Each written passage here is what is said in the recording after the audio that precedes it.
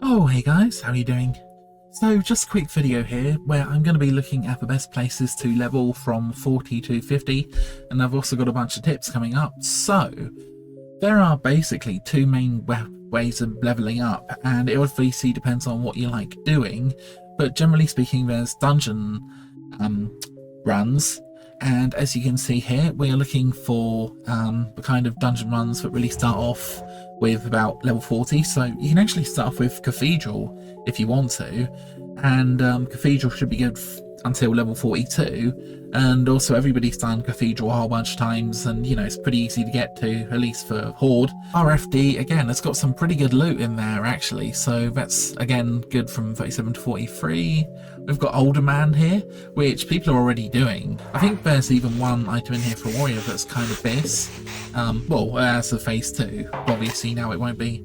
We've got Zul'Farrak. Now again, when you get to about level 44, 44 is quite low, but we're all going to be pretty powerful. Zul'Farrak is going to be one of the big ones that people are going to spam. Maraudon is another absolute classic and a bit of a favourite of mine. I'd say 47 is quite high for Maraudon, but yeah, I mean it's a very good place to run. But I think that's because Sunken Temple has been moved to a level 50 raid now. Gnomeregan is still going to be pretty good for levelling, and I certainly think Razorfen Downs, Black Fathom Depths gave you about a level in the early days when you sort of did it. So I would expect you to get maybe one level from doing Gnomeregan. Definitely worth doing. You know, there's some pretty good loot in there. So that's still probably going to be on a 3-day cooldown. I noticed they actually changed the quests since Season of Discovery, I believe, so that if you do an elite quest or a dungeon quest, you get extra XP. And I think we're going to be getting a level 50, a 50% leveling buff as well. Places like all the cities, basically you can hand in your wool. I think you need 60 wool, 60 silk, 60 mage weave, and you can do that in every single city if you haven't already. And what you need to do with this ideally is get yourself a mage who loves you, who can basically teleport you to every single city, so you can do all of the hand-ins. Green Hills of Stranglethorn, right? I believe you can just buy the stuff off the auction house, hand in 3 different quests, get a bunch of experience really quickly. You might want to look at leveling guides. I personally don't bother, but there's some really good ones out there on the internet. Oh, quick note, world buffs should still work until level 49. I think the sleeping bag should work as well, so that's a 3% bonus to XP for 2 hours.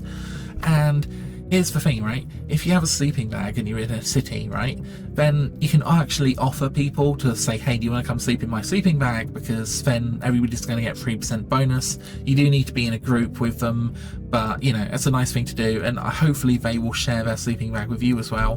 Remember, you've got the 10% damage buff from the Darkmoon Fair. There's also other buffs available from there, which again will help you kill more mobs. When you did the Gnomeregan armor quest, right, it actually gave you a teleport to Feralas. If you're listening to this before phase 3 goes live, you can actually get a load of quests done and hand them in. Phase 3 drops. Dustwallow Marsh is 35 to 45. Again, I know in the islands down here in the middle there are a lot of mobs. Murlocs, I think. So you can probably kill about 10 Murlocs at a time. So here we go, Badlands. Remember, there is Uldaman in the north.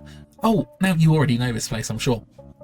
Stranglethorn Vale is brilliant for leveling, and a lot of the pirate quests are actually quite tricky, so and the pirates can be quite dense, so a lot of XP I should imagine. Tanaris! We have Zul'Farrak in the corner here. Oh, Tanaris I should say, it's very big, and it takes quite a while to run. And the hinterlands. Again, this troll village is absolutely amazing. I believe the mobs are elite in this village. I don't think they're elite in the other village, but you can get a group together and do the village, and there's a whole bunch of quests there as well. I believe we're also going to have an invasion of green dragons, so that's going to be an option for leveling as well. But to be honest, leveling should be pretty quick with the 50% XP bonus that they've been talking about. And of course, Feralas. You can actually get a teleporter, which will take you from Booty Bay to Feralas. If you want to get some really powerful fish, then if it's nighttime you can basically fish in the rivers around the village, and I think that's Horde mostly. Oh, Searing Gorge. Apparently level 43 to 50, according to this. You've got Thorium Point for the Alliance, which again you can fly to. If you're a Horde, you just fly next door basically and run over, I believe. If you've got any tips, leave them in the description, and have a good day.